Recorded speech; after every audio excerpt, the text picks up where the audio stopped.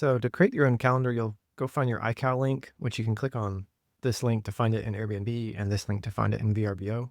But you can drop in links from booking.com, OwnerRez, listing, all sorts of places. So you just give your calendar iCal link a name like Airbnb, and then paste in your iCal link. It'll validate it. If it turns green, then you're good to go. And let's say this is another Airbnb that I have.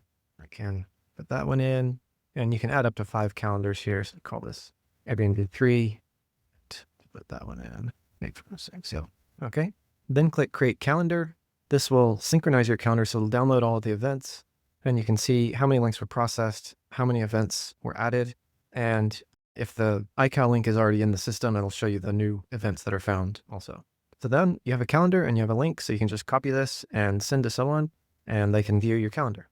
Beyond this, you can give your calendar a name, like My Property, whatever, and, or John, or maybe add your address in here or whatever. From here, you can sell it whether you want it to show blocked events. Sometimes you block an event on one calendar and you don't want to clutter it up, so you can disable that.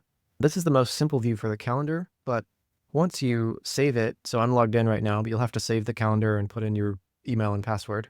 Once you do that, then this will show up in the My Calendar section. You have all of your calendars, and let's just go to one that I already have set up here.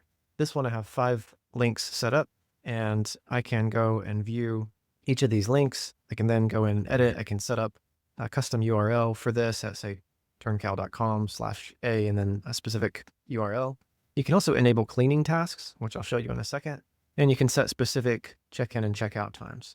These allow you to see when there's overlap in an event, so that, say, if you have a same-day turnover, the cleaner can come and fill in on this time. Let's see. When you enable cleaning events, you'll get events that start getting automatically generated whenever each new booking is found. So you'll have a cleaning task for each booking, and then you can invite your cleaner, and they can come in and mark these as completed or confirmed or rejected, whatever, as they come in. And so for us, we got a new booking today, and our cleaner hasn't seen this one yet. What else? Sometimes you want to see the links. You want to see the last time it was synced. If you need to force a sync, you can always click Refresh Calendar on the calendar.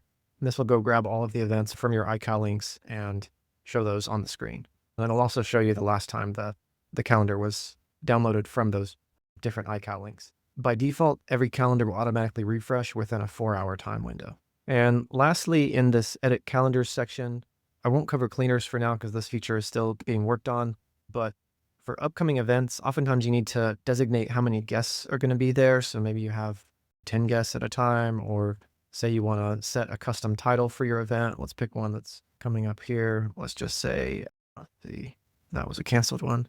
Here's I can give that a custom title. It'll show that it's saved.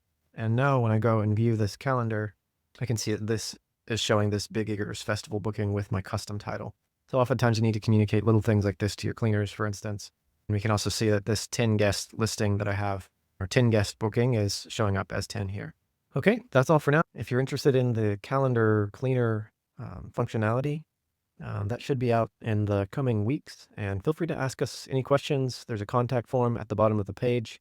And happy turnover calendaring.